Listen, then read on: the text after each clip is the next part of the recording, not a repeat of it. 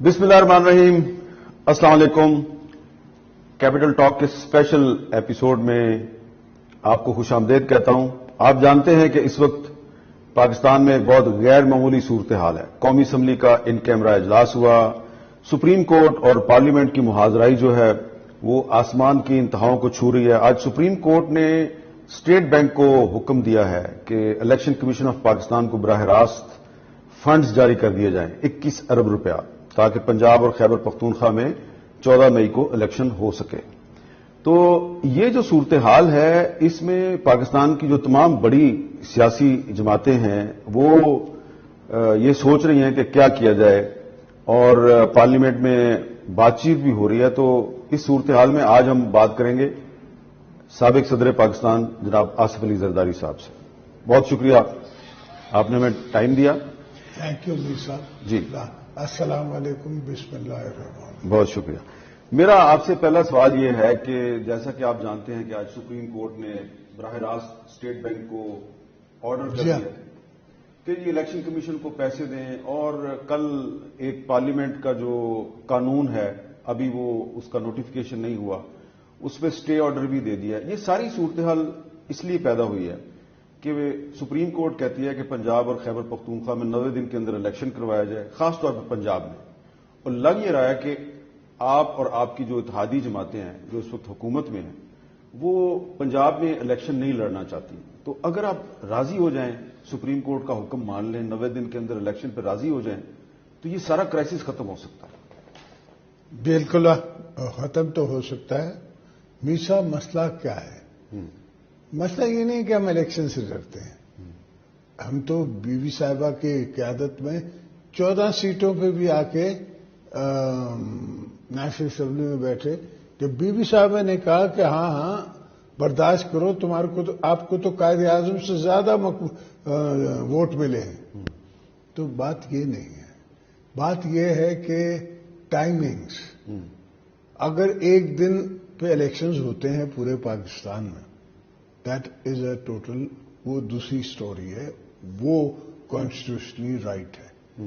مگر اگر پنجاب میں آپ 4 مہینے پہلے الیکشن کرا کے اور پنجاب کی ہیجمنی اور یہ نہیں ہے آج یہ پاپولر ہوگا کوئی اور ہوگا کوئی اور ہوگا. آج پیپلز پارٹی پاپولر ہے تو ضروری نہیں کہ ہمیشہ ہم پاپولر ہوں گے. اس کا سوال نہیں ہے. سوال یہ ہے کہ ایک زمانے میں آپ کو یاد ہوگا کہ ایم این اے کی الیکشن پہلے ہوتی تھی, اس کے بعد ایم پی اے کی الیکشنز ہوتی تھی. اس پہ پھر ایشوز بنے کہ یہ ایم این اے جو ہے وہ انفلوئنس کرتا ہے جیتنے کے بعد ایم پی ایس کی الیکشن کو, تو وہ آپ نے شفٹ ختم کر دے. پھر آپ کانسٹیٹیوشن گرو ہوتا گیا, ایولیوشن آتا گیا, آپ اس پہ پہنچ گئے کہ وہ ہوں گے انٹرم گورنمنٹ ہوگی. دنیا میں کہیں انٹرم گورنمنٹ نہیں ہے. انڈیا سارے میں انٹرم گورنمنٹ نہیں ہے. جو ہے گورنمنٹ وہی الیکشن کراتی ہے. تو ہمیں کوئی اعتراض الیکشن پہ نہیں ہے, ہمیں ٹائمنگز پہ اعتراض ہے. اچھا.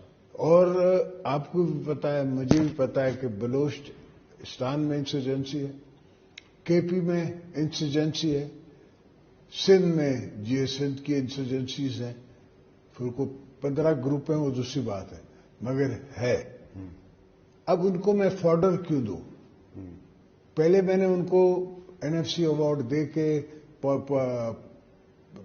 پولیٹیکل رائٹس دے کے پروونسز کو ان کی ہوا میں نے نکالی ہے فرام ان کا مینڈیٹ کہ یہ بلوچستان کی ہر چیز ہے اور بلوچوں کو ملتا کیا ہے.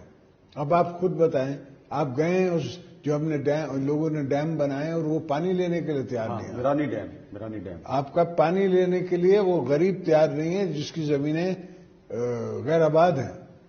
تو ظاہری بات ہے کہیں تو کوئی انڈیفرنس ہے. ہاں لا آئی انڈرسٹینڈ, بٹ پالیٹکس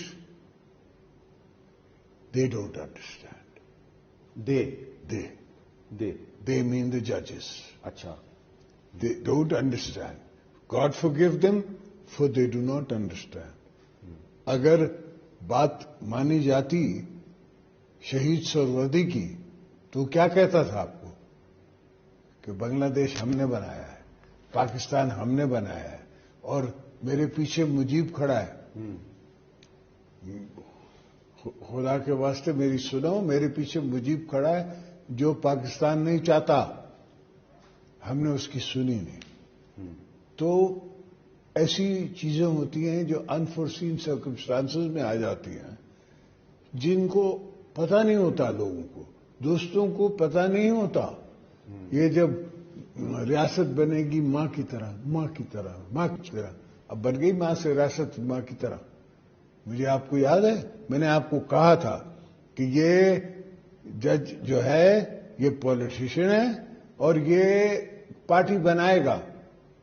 آپ سے میری بات ہوئی تھی، آپ میری بات نہیں مان رہے تھے، میں سے لڑ رہے تھے، مجھے فورس کر کے میرا بازو مروڑ کے اس کو اٹھوا کے آپ نے لگوا دیا.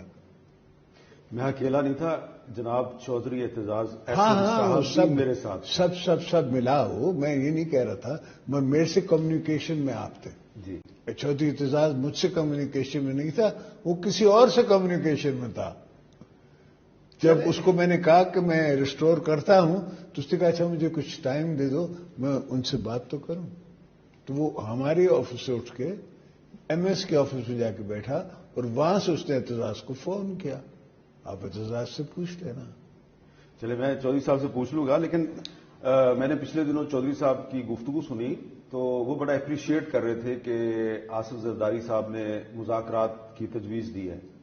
تو آپ نے آئین پاکستان کی 50ویں سالگرہ پہ جو کنونشن تھا وہاں پہ آپ نے مذاکرات کی ایک تجویز پیش کی جس کو کافی سارے لوگوں نے اپریشیٹ کیا. وہ مذاکرات کی تجویز کوئی آگے بڑھی؟ سر ہم نے پاکستان پیپلز پارٹی نے ایک اپنی ٹیم بنا لی ہے جو کہ اپنے دوستوں سے، پہلے تو ہماری بات میں وزن تب آئے گا جب اپنے دوستوں سے جو ہمارے ساتھ حکومت میں ہیں ان سے بات کریں، ان سے ڈائیلاگ کریں کہ بھائی ڈائیلاگ کھلنا چاہیے. ڈائیلاگ کے دروازے کبھی پولیٹیکل فورسز بند نہیں کرتی، اس لیے ڈائیلاگ ہونا چاہیے. تو ابھی آپ کو ایسی ضرورت لگ رہی ہے کہ جو 13 پارٹیز الائنس ہے اس میں پیپلز پارٹی کو ابھی لابنگ کرنے کی ضرورت ہے؟ ہمیشہ، not just once but always. کوئی بھی بات ہوگی، کوئی بھی چیز ہوگی تو ہمیں بات کرنی پڑتی ہے. وہ ہمیں بلاتے ہیں، ہم ان کے پاس جاتے ہیں، پی ایم صاحب بلاتے ہیں، باتیں ہوتی ہیں، we all agree on something, then he takes a direction.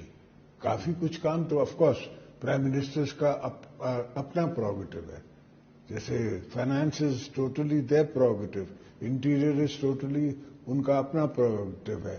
میں انٹرفیئر نہیں کر سکتا. اس لیے لا اینڈ آرڈر کا مجھے انفارمیشن نہیں آتی، مجھے آئی ایس آئی کی، آئی بی کی ساری انفارمیشن نہیں آتی، ان کو آتی ہے، انٹیریئر منسٹر کو بھی آتی ہے.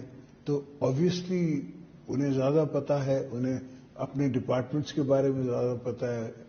ان کے آئی ایم ایف سے جیسے بات ہو رہی ہے، میرے کو نہیں پتا کیا سٹیپس ہیں، مگر آج سن ہی رہا تھا میں کہ ابودھابی